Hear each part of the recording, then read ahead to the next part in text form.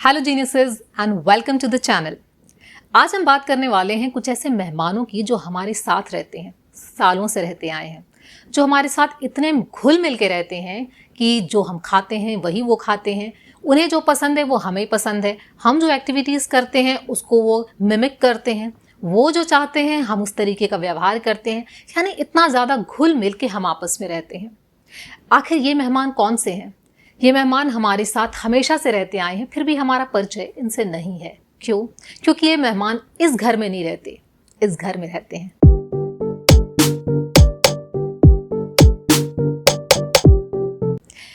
एक बहुत बड़े बायोकेमिस्ट हैं who is a Nobel laureate, जिनका नाम है Elie Metchnikoff, if I am pronouncing it right.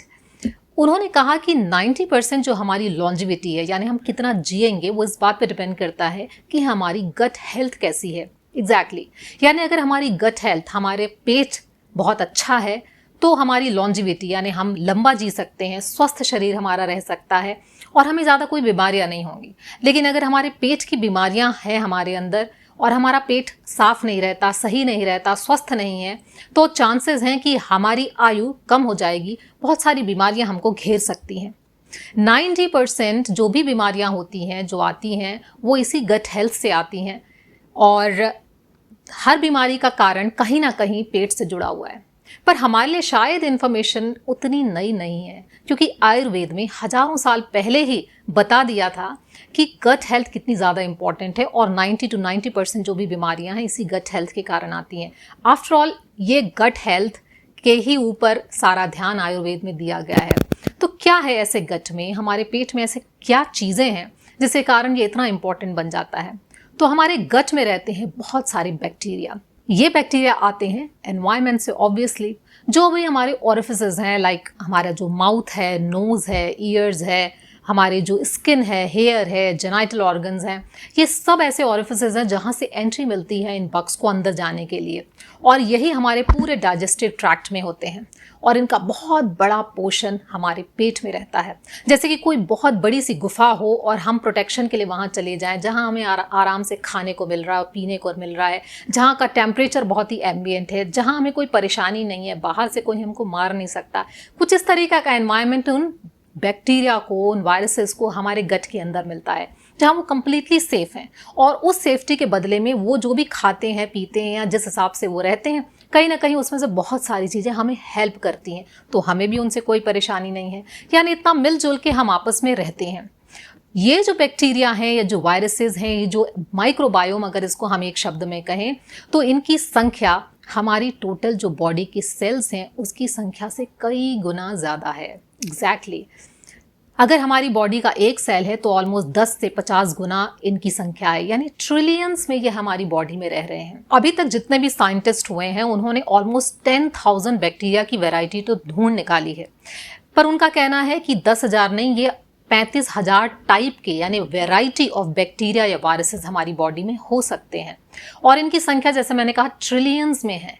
और हर जो भी ये माइक्रोबायोम है, चाहे ये bacteria, virus, protozoa, parasites, fungi, ये सब की वैरायटी है जो हमारे अंदर में रहती है। और इन सब का अपना एक जेनेटिक मटेरियल भी है ऑब्वियसली, क्योंकि उसके थ्रू ये ग्रो करते हैं। तो जितने ज़्यादा बैक्टीरिया हैं, जो कि उनकी संख्या सबसे ज़्यादा है, उतने ही डीएनएस भी हैं बॉडी में। तो हमारी सेल जो होती है, हर सेल में अपना एक डीएनए है जो कि ये डिसाइड करता है, जो हमने अपने पेरेंट्स से लिया हुआ है, और जो ये बताता है कि हम कैसे दिखते हैं, कैसे बोलते हैं, हमारा बिहेवियर कैसा है, हमारे बहुत सारी लाइक्स और डिसलाइक्स। जैसे लोग कहते हैं आप अपने पापा जैसे हो, आप बिल्कुल अपनी मम्मी जैसे हो। तो आपका सिर्फ लुक्स ही डिसाइड नहीं करता, बहुत सारा आपका बिहेवियरल जो एस्पेक्ट है वो भी आपके जेनेटिक स्ट्रक्चर से बनता है, जो जीन्स आप अपने पेरेंट्स से लेकर आते हैं।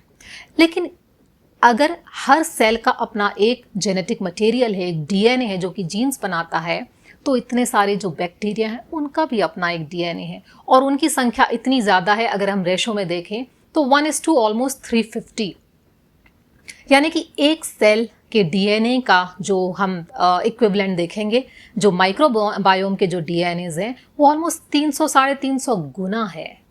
तो अगर हमारे सेल्स ये जीन्स बनाते हैं, हमारा स्ट्रक्चर और हमारा बिहेवियर डिसाइड करते हैं, तो ये भी तो जो जेनेटिक मटेरियल बना रहे हैं हमारी बॉडी के अंदर ही बना रहे हैं, तो उनका भी जीन्स कहीं ना कहीं मायने रखता है।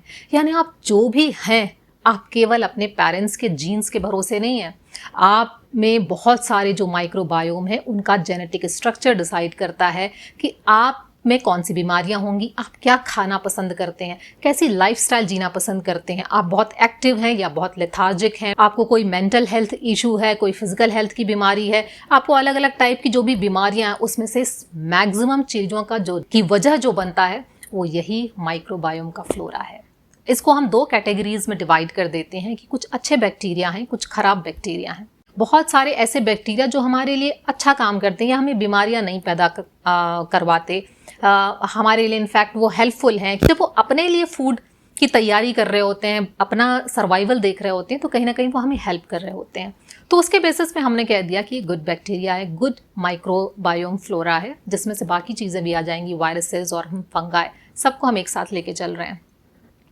और कुछ बैड बैक्टीरिया जिसको हम कहते हैं, यानी कि जो पैथोजेंस जैसे होते हैं, जिनकी संख्या वैसे तो कम रहती है लेकिन फिर भी वो हमारी बॉडी में जाते हैं तो कहीं ना कहीं वो बीमारी पैदा कर सकते हैं। इसलिए ज़रूरी है कि जो अच्छे टाइप के बैक्टीरिया हैं जो हमारे लिए हेल्पफुल हैं, हम उनकी क्वांटिटी बॉडी में बढ़ा के रखें, और जो ख़राब टाइप के बैक्टीरियाज हैं, ख़राब टाइप के जो भी माइक्रोबायोम हैं, उनकी क्वांटिटी हम कम करके रखें। तो ये सब चीज़ें किस पे डिपेंड करती हैं? ये हर चीज़ पे डिपेंड करता है। हम किस तरीके से रहते हैं और किस तरीके से नहीं रहते हैं, ये बैक्टीरिया, ये माइक्रोबायोम हमें अफेक्ट करते हैं। और हम कुछ चीज़ें जो विलिंगली करते हैं या इम्पोज करते हैं, उस पर डिपेंड करता है कि हमारा माइक्रोबायोम कैसे होगा। यानी both are so much interconnected. तो बहुत सारी चीज़ें जो ये बैक्टीरिया, अच्छे बैक्टीरिया हमको हेल्प करते हैं करने में। कैसे? ये हमारे शरीर में जो इन्फ्लेमेशन की प्रोसेस है उसको कम करते हैं। जो बहुत सारा फूड हम डाइजेस्ट करने की कोशिश करते हैं उसमें हेल्प करते हैं डाइजेस्ट कराने में।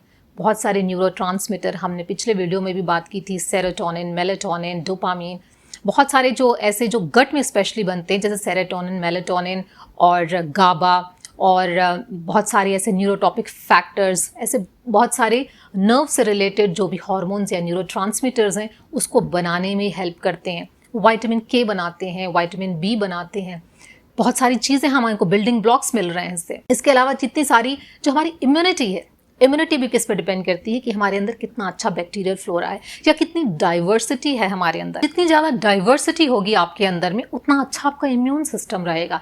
यही बैक्टीरिया ऑटो इम्यून जो डिसऑर्डर्स हैं उनको भी रोकता है। ये गट के अगर अच्छे बैक्टीरिया हैं तो ये गट वॉल को अच्छे से हील करके रखते हैं, कोई इसमें प्रॉब्लम नहीं होने देते। जो कि बहुत सारा हम जो ख़राब खाना खाते हैं, प्रोसेस्ड फूड खाते हैं, उसके कारण जो कि हमारी गट हेल्थ ख़राब होती है, लीकी गट की प्रॉब्लम हो जाती है और हमारे ऑटो इम्यून डिसऑर्डर्स बहुत सारे बॉडी में आ सकते हैं। तो उन सबको रोकने का काम भी अच्छा बैक्टीरियल फ्लोरा करता है। बहुत सारे लोगों में जिनमें ये बैक्टीरिया की क्वांटिटी कम हो जाती है, अच्छे बैक्टीरिया की, उनमें सेंसिटिविटी बढ़ जाती है।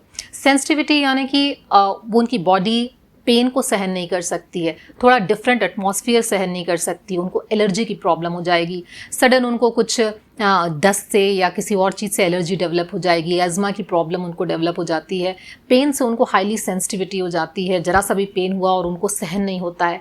तो ऐसे बहुत सारी प्रॉब्लम्स आने लग जाती हैं। ये न्यूट्रिएंट का एब्जॉर्प्शन बॉडी में कराता है, फैट और कार्बोहाइड्रेट का जो डाइजेशन होता है उनका एब्जॉर्प्शन होता है, ये माइक्रोबायोम की प्रेजेंस में होता है। और इसके अलावा अच्छे बैक्टीरिया हमको ये भी बताते हैं कि कब हमको खाना है, कितना खाना है और कब हमारा खाना ख़त्म हो गया, यानी एक जो फीलिंग ऑफ सेटिस्फैक्शन मिलती है खाने के बाद में कि अब इसके आगे नहीं खाना है, ओवर ईटिंग नहीं करनी है, ये भी मैसेज आपको मिलता है नहीं बैक्टीरिया फ्लोरा से। इसलिए अगर इन अच्छे बैक्टीरिया का जो रेशो है ये बिगड़ जाएगा या इनकी संख्या कम हो जाएगी तो ये जिन जिन चीज़ों में हमारी हेल्प करता है वो सारी चीज़ें हमारी हेल्प होनी बंद हो जाएगी। यानी जैसे कि एंटी इन्फ्लेमेशन का काम करता है, बहुत सारा बॉडी में इन्फ्लेमेशन को कम करता है, तो इन्फ्लेमेशन बॉडी में बढ़ जाएगा। जैसे कि एलर्जिक कंडीशन में होता है, एज़मा की कंडीशन में होता है, जो इवन जो ओबेसिटी है, ओबेसिटी में भी बॉडी में ज़्यादा इन्फ्लेमेशन होने लग जाता है। तो इन सब का रिलेशनशिप कहीं ना कहीं हमारे गट बैक्टीरिया से है, जो बहुत सारे अच्छे हार्मोन्स बनाता है, ये जो न्यूरोट्रांसमीटर्स बनाता है उनका अमाउंट कम हो जाएगा, उनका बनना कम हो जाएगा, जो विटामिन्स हमको मिलते हैं उनका बनना बंद हो जाएगा। और इन सब के अलावा ये जो अच्छे गट बैक्टीरिया हैं, ये जो ख़राब किस्म के जो पैरासाइट्स आते हैं, जो बैक्टीरिया आते हैं, उनसे फाइट करने में हमारी हेल्प करता है। वो बॉडी को इन्फॉर्मेशन देता है और किस तरीके से हमारा इम्यून सिस्टम बिल्ड करना है उन बैक्टीरिया के अगेंस्ट में या उन पैरासाइट्स के अगेंस्ट में, ये बहुत सारा डिसीजन जो होता है इन अच्छे गट बैक्टीरिया की प्रेजेंस में होता है। जो ऑटो इम्यून डिसऑर्डर्स जिसकी हमने बात की थी, जिससे हमको ये प्रोटेक्ट करता है, नेचुरली वो होने लग जाएंगी। तो ऐसी बहुत सारी बीमारियां हम प्रोड्यूस कर सकते हैं। इवन हार्ट रिलेटेड जो इश्यूज़ हैं, एथेरोस्क्लेरोसिस है, हार्ट का ठीक से फंक्शन नहीं करना है, ये भी गट बैक्टीरिया से रिलेटेड है। और ब्रेन डिसऑर्डर्स जितने हो रहे हैं, जैसे कि अल्जाइमर्स की प्रॉब्लम, ADHD जो कि बच्चों में आजकल बहुत ज़्यादा हो रहा है, ADHD, इवन शिज़ोफ्रेनिया की प्रॉब्लम, डिमेंशिया की प्रॉब्लम, मल्टीपल स्क्लेरोसिस, ये सब नर्वस सिस्टम से रिलेटेड इश्यूज़ हैं। जो ऐसा लगता है कि इसका रिलेशनशिप पेट से नहीं हो सकता, लेकिन पेट और nervous system they are highly connected, they talk to each other all the time. उनका आपस में एक मैसेजिंग सिस्टम चलता रहता है and vagus nerve plays a very important role on this. तो ये वेगस नर्व के थ्रू आपके जो हार्ट है उसको भी कंट्रोल करते हैं, जो आपका डाइजेशन है उसको भी कंट्रोल करते हैं, और आपका जो ब्रेन है उसको भी कंट्रोल करते हैं। यानी ये तीन जो बहुत इंपॉर्टेंट जो लिंक्स बनी हुई है वो इसी बैक्टीरियल फ्लोरा के थ्रू बनी हुई है। इन सब बातों पे हमारा ध्यान अब ज़्यादा इसलिए जाने लगा है क्योंकि बचपन से ही हमें कुछ ऐसी बीमारियों के बारे में पता चलने लगा जो कि पहले बहुत कॉमन नहीं थी, जो कि अब की जनरेशन्स में आ रही हैं, या एक दो जनरेशन से ही जिनको ज़्यादा देखा गया है।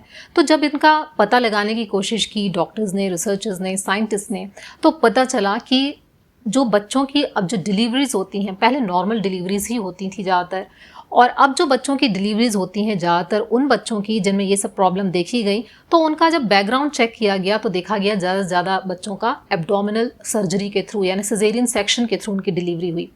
यानी जब अब बच्चे सीधे सीधे एब्डोमेन से बाहर निकल गए तो उनका एक्सपोजर जो था, जो बहुत सारे बैक्टीरिया के थ्रू जो नॉर्मल डिलीवरी में होता है, विमेन के जेनिटेलिया के थ्रू जो बहुत सारे टाइप के जो माइक्रो बायोम का जो फ्लोरा जो जिसका एक्सपोजर होता है, वो एक्सपोजर नहीं हो पाया इन बच्चों को। तो ऐसे बच्चों में ये ऑटिज़म की प्रॉब्लम देखी गई। वो विमेन, वो प्रेग्नेंट विमेन जिन्होंने बहुत ज़्यादा एंटीबायोटिक्स ली हुई किसी वजह से, या फिर जिन्होंने स्टेरॉइड्स लिए थे प्रेगनेंसी के टाइम पे, या जिन बच्चों को पैदा होते ही कुछ ऐसी बीमारियां हुई जिसकी वजह से उन्हें एंटीबायोटिक देना पड़ा या फ्रीक्वेंट एंटीबायोटिक्स देना पड़ा, तो ऐसे बच्चों में ये सारी प्रॉब्लम्स ज़्यादा देखी गई। तो ऑटिज़म एक प्रॉब्लम है, बट और भी दूसरी प्रॉब्लम जैसे कि एलर्जी डेवलप हो जाना बहुत कम उम्र में ही, एज़मा की प्रॉब्लम डेवलप हो जाना, ओबेसिटी जो इतनी कॉमन है ये होने लग जाना, ये सारा जो रिलेशनशिप देखा गया ये इन्हीं वजहों से आया। एक नई प्रॉब्लम ये है कि पहले बच्चे बहुत ही नेचुरल एनवायरनमेंट में रहते थे, बाहर जाके खेलते थे, मिट्टी में खेलते थे, पेड़ों के साथ रहते थे, इधर उधर की चीज़ें छूते थे, गंदा पानी, साफ़ पानी, बिना इसकी परवाह किए वो इधर उधर घूमते थे, छूते थे, और उसका एक्सपोजर उनको होता रहता था। तो जितना ज़्यादा उनको ये सब चीज़ों का एक्सपोजर था उतना ज़्यादा ही उनका जो बैक्टीरियल फ्लोरा था, जो माइक्रोबायोम के जो डाइवर्सिटी थी उनकी बॉडी में बहुत ज़्यादा होती थी। तो ऐसे बच्चों को बीमार हमेशा कम देखा गया। आजकल क्या हो गया, इससे बिल्कुल एनवायरनमेंट अलग हो गया है। माँ बाप बच्चों के लिए इतने ज़्यादा प्रोटेक्टिव हो गए हैं कि वो हमेशा उन्हें सैनिटाइज करके रखेंगे। बच्चे अब स्कूल जाते हैं, बहुत ही एक प्रोटेक्टेड एनवायरनमेंट में जाएंगे, बस में जाएंगे, कुछ भी टच नहीं करेंगे, वहाँ सब कुछ सैनिटाइज रहेगा। घर में आते हैं तो वो बस टीवी देखेंगे या अपनी चीज़ों में लग जाएंगे, उनके अपने खेलने के तरीके हैं। यानी जो एक प्रकृति से जैसा जो एक्सपोजर होना चाहिए था उस बहुत ही ज़्यादा कम हो गया है। तो अब ये बच्चों में मेंटल प्रॉब्लम्स भी बहुत सारी आ रही, जैसे एनोरेक्सिया नर्वोसा या डिप्रेशन की प्रॉब्लम, सुसाइडल टेंडेंसी डेवलप हो जाना या मूड डिसऑर्डर्स होने लग जाना, अटेंशन की प्रॉब्लम होना, ये सारी चीज़ें रिलेटेड हैं आपके बैक्टीरियल फ्लोरा से। ये तो हमने समझा कि गट बैक्टीरिया आखिर हमारी बॉडी में क्या करते हैं, किन चीज़ों में हमारी मदद करते हैं, इनकी कमी होने से हमारे शरीर में क्या क्या बीमारियां आ सकती हैं, कहाँ से ये बीमारियां आजकल बच्चों में आने लगी हैं। पर आप कैसे समझेंगे कि आपकी बॉडी में गट बैक्टीरिया से रिलेटेड इश्यूज़ हैं? तो कुछ चीज़ों पे हम नोटिस कर सकते हैं। अगर आपको बहुत सारी चीज़ों के लिए तो आपको डॉक्टर्स के पास जाना पड़ेगा या फिर आपको टेस्ट करवाने पड़ेंगे, लेकिन कुछ नोटिसेबल जो भी चीज़ें हैं उसको आप खुद ऑब्जर्व कर सकते हैं। जैसे सपोज़ आपको आपका डाइजेशन ख़राब है और आपको कोई नोन रीज़न नहीं पता, आपको नहीं मालूम कि जैसा होता है कि आपने कोई ख़राब खाना खा लिया या कहीं बाहर खा लिया 1 दिन या 2 दिन, तो आपको पता है कि इसकी वजह से आपका डाइजेशन ख़राब हो गया। लेकिन कुछ ऐसा भी हो सकता है कि आपको कई दिनों से आपको कॉन्स्टिपेशन रहता है या डायरिया हो रहा है या IBS की प्रॉब्लम है या पेट में दर्द होता है, मरोड़ होती है, या आपको ब्रेथ की प्रॉब्लम है बहुत ज़्यादा। ये सारी चीज़ें अगर लंबे समय से चल रही हैं तो ये definitely related to your gut bacteria ही है। अगर आपके लिवर में बहुत जोर पड़ रहा है, क्योंकि हमारा जो गट फ्लोरा है, बैक्टीरियल फ्लोरा है, ये डिटॉक्सिफिकेशन का भी काम करता है, इन्हें बहुत सारे टॉक्सिन्स को निकालने का भी काम करता है। तो हमारा लिवर हेल्दी रहता है, लिवर पे जोर कम पड़ता है, उसको कम काम करना पड़ता है। लेकिन अगर आपका ये बैक्टीरियल फ्लोरा सही नहीं है तो सारा डिटॉक्सिफिकेशन का काम लिवर पे ही आ जाता है। तो लिवर से रिलेटेड जो भी आपको डाइजेशन में ही इसके प्रॉब्लम दिख सकती हैं, तो लिवर रिलेटेड इश्यूज भी अगर आपकी बॉडी में हो रहे हैं तो हो सकता है कहीं ना कहीं बैक्टीरियल फ्लोरा इसके लिए जिम्मेदार हो सकता है आपको ओबेसिटी की प्रॉब्लम आ रही हो।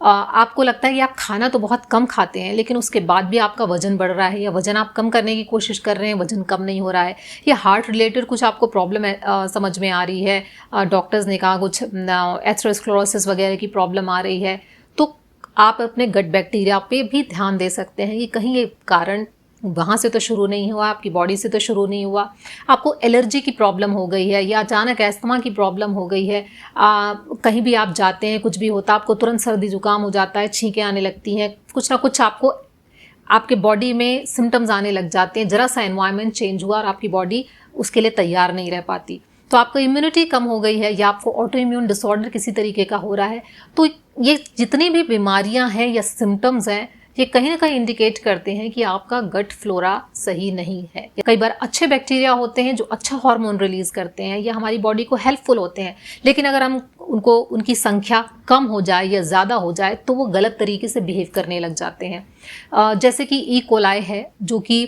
हमारी बॉडी में विटामिन के प्रोड्यूस करता है, which is very necessary for the body, लेकिन अगर इसकी ही क्वांटिटी बहुत ज़्यादा बढ़ जाए तो ये बॉडी में इसी के कारण इन्फेक्शन होने लग जाता है। तो बहुत सारी चीज़ें रिवर्सिबल हैं, बहुत सारा जो ऐसा बैक्टीरियल फ्लोरा है आपकी बॉडी में हम डाल सकते हैं या उसको ग्रो कर सकते हैं, लेकिन बहुत सारे डैमेजेस ऐसे भी होते हैं जो कि परमानेंट हो जाते हैं, यानी एक बार वो बॉडी में नहीं गए तो उनको दोबारा ले जाना, पैदा करना और उनकी संख्या बढ़ाना, इट्स नॉट दैट ईजी। तो सबसे जो जहाँ से हम शुरुआत कर सकते हैं कि पहले तो हम अच्छे बैक्टीरिया का फूड उनको दें ताकि उनकी ग्रोथ बढ़े, उनका नंबर बढ़े, उनकी वैरायटी बढ़े।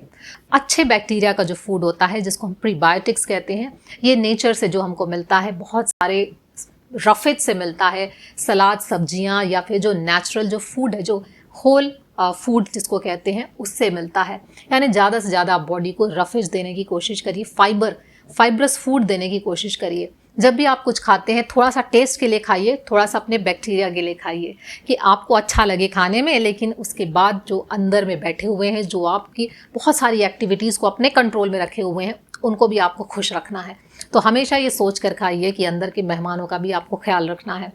प्रोबायोटिक्स, हमने पहले वीडियो में भी बात की थी कि प्रोबायोटिक्स लेने से हमारे बहुत सारे स्ट्रेस भी कम होता है और दूसरी चीज़ों में भी हेल्प करता है।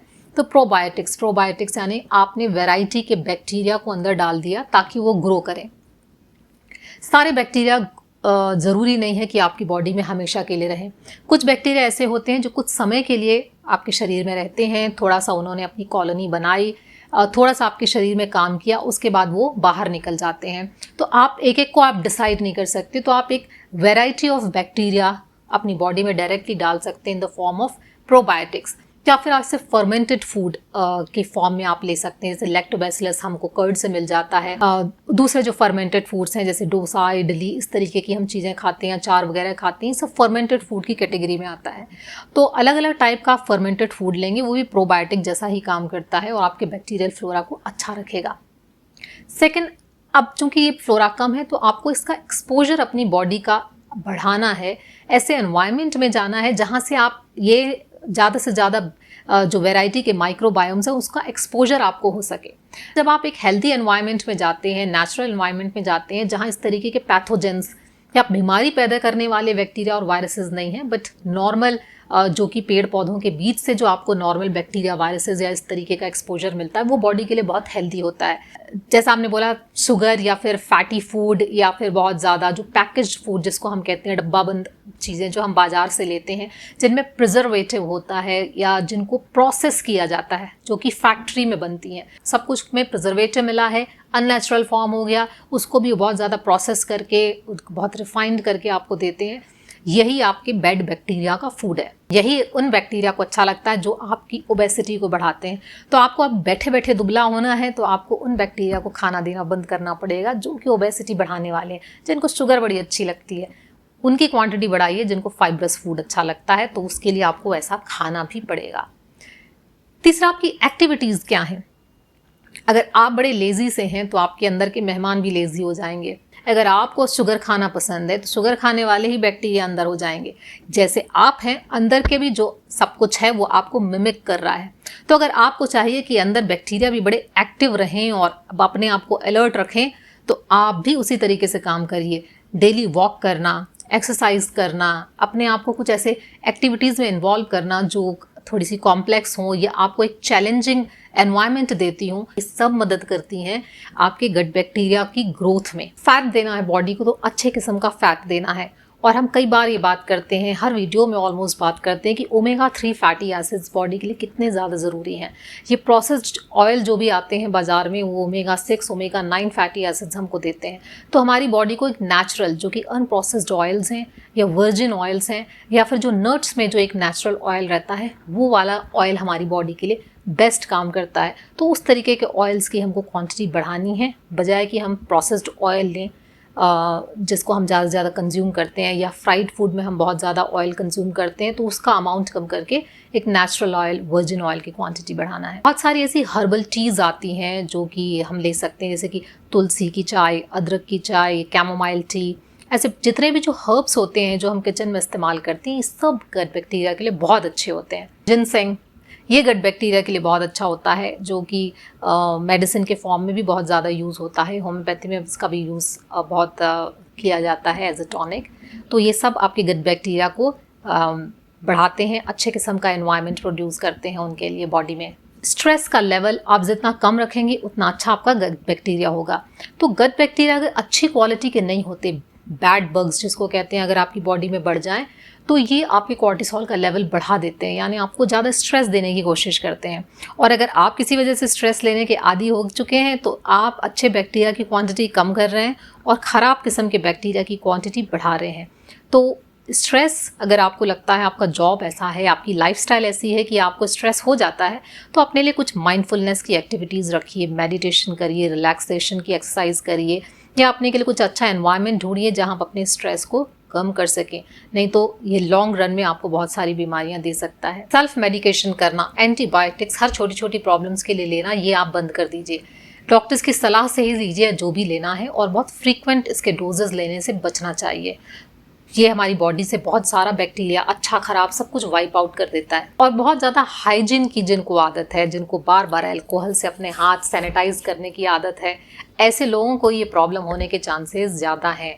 अल्जाइमर्स की या फिर ब्रेन रिलेटेड जो भी प्रॉब्लम्स हैं उनकी होने की संभावना ज़्यादा है। इनके लिए बहुत सारे दूसरे फैक्टर्स भी जिम्मेदार हैं, लेकिन ये एक बहुत बड़ा फैक्टर है। एक रिसर्च से पता चला कि जो कि टॉप 10 कंट्रीज़ हैं जहाँ बहुत ज़्यादा हाइजीन का ख्याल रखा जाता था, जहाँ बहुत ज़्यादा सैनिटेशन पे बहुत ज़्यादा ध्यान दिया जाता था, ऐसी जगहों पे, ऐसे अर्बन सिटीज़ में मेंटल हेल्थ की प्रॉब्लम सबसे ज़्यादा है। डिमेंशिया की प्रॉब्लम, अल्जाइमर की प्रॉब्लम, और दूसरा जो मूड की प्रॉब्लम, ऐसे बहुत सारी बीमारियों के ऊपर जो रिसर्च हुई वो ऐसी जगहों में ज़्यादा थी। और जो लोअर लेवल की जो कि कंट्रीज़ कहलाती हैं, जहाँ पे बहुत ज़्यादा चीज़ें नहीं हैं उनके लिए अवेलेबल इंजॉय करने के लिए, तो लोग रूरल एरिया में रहते हैं और अपने खेतों में काम करते हैं या नॉर्मल लाइफस्टाइल जीते हैं। ऐसे लोग जहाँ बहुत ज़्यादा सैनिटेशन पे ध्यान नहीं रखा गया, ऐसी जगहों पे उनको मिला ही नहीं कि कोई अल्जाइमर का पेशेंट हो, या थे भी तो बहुत ही रेयर। इसका मतलब जितना ज़्यादा आप हाइजीन लेवल बढ़ा के रखते हैं, हर चीज़ मॉडरेशन में हमको करनी है, अति से बचना है, अति सर्वत्र वर्जित इसलिए कहते हैं। तो मॉडरेशन में चीज़ें रखिए। हाइजीन का मतलब होता है कि आप साफ़ सफाई रखिए, इसका मतलब ये नहीं कि आप कूड़ा करकट इकट्ठा करके रखिए। तो हाइजीन का लेवल मेंटेन करिए, लेकिन ओवर हाइजीन, ओवर सैनिटेशन की ज़रूरत नहीं है। कोरोना में सब लोगों ने खूब सारे अल्कोहल की बॉटल्स अपनी खाली की है, पूरे घर पे छिड़काव किया, खुद पे किया, सब पे किया, और उसके साइड इफ़ेक्ट्स आज तक लोगों को मिल रहे हैं। उनको कितनी ज़्यादा हैंड एलर्जीज़ हो रही हैं, अलग अलग किस्म की एलर्जीज़ लोगों को डेवलप हो गई, और कई तरीके की प्रॉब्लम्स डेवलप हो गई। कुछ ऐसी भी प्रॉब्लम्स होंगी जो शायद लोग इससे रिलेट नहीं कर पा रहे हैं, पर उनको इस वजह से आ गई होंगी। हाइजीन बहुत ज़्यादा नहीं रखना है, इसका मतलब ये नहीं कि आप गंदा पानी पी लें या किसी भी तरीके का बाहर की जो गंदगी है उसके साथ अपना एक्सपोजर बढ़ा दें।